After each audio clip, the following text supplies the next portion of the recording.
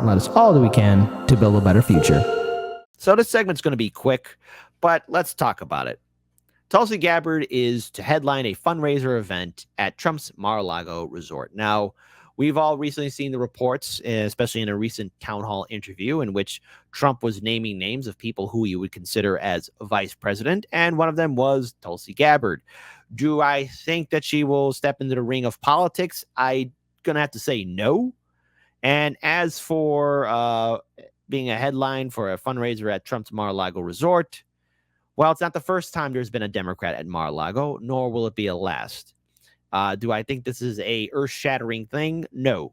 I'm pretty sure Tulsi Gabbard has made her decision on how she is going to be operating and pushing forward, and the Democratic Party has already treated her like a pariah. She was one of the very few people to actually step up and address the fact that the DNC was committing election fraud during the 2016 Democratic primary, and since then she has been relentlessly attacked by corporate media, calling her a Russian puppet and Assad's puppet and all that other stuff. So, eventually you have to break away. And while I am not in line with many of Tulsi Gabbard's policies here and there, the meltdown by the liberal media saying that, oh no, she's going to be running as Trump's VP. Well, Trump's going to probably make that decision, and he's probably not going to pick her as VP. So former Hawaiian Representative Tulsi Gabbard is slated to appear at former President Trump's Mar-a-Lago resort next month, according to the invitation shared exclusively with The Hill. Gabbard is set to be a keynote speaker at the 917 Society's annual fundraiser on March 7th for a night in Palm Beach celebrating the U.S. Constitution.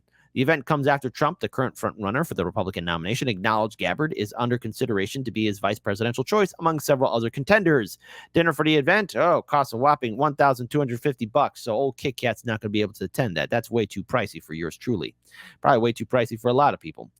So Gabbard, as we all know, she retired from Congress in 2021 after representing Hawaii's 2nd Congressional District. She spent much of her time in office as part of the Progressive Coalition, pushing further to the left than many of her liberal counterparts in the House.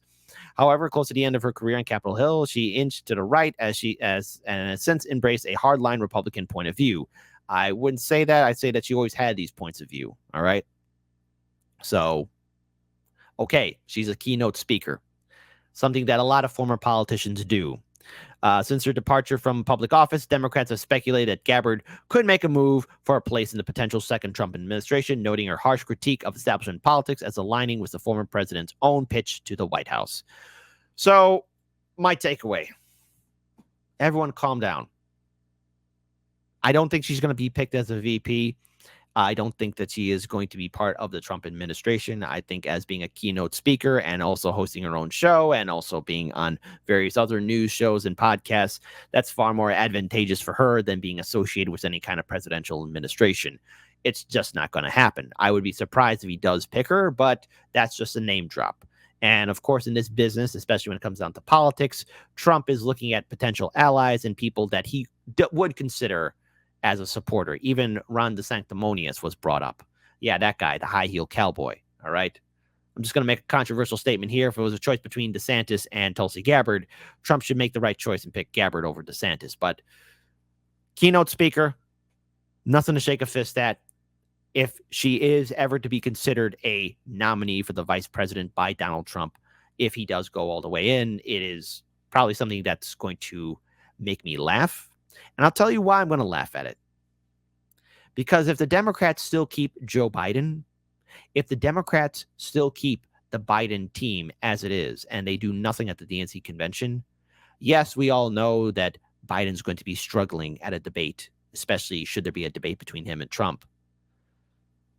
But just how priceless will it be to be Kamala Harris to once again face Tulsi Gabbard? I mean, I'm pretty sure Kamala right now is pouring herself a glass of wine, crying like, please, Trump, don't pick Gabbard. Don't pick, because it would be funny to me. It would be funny. I understand a lot of us are burnt out by electoral politics, but it would be pure gold for me.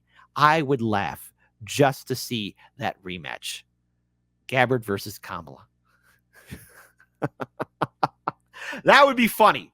It would be hilarious.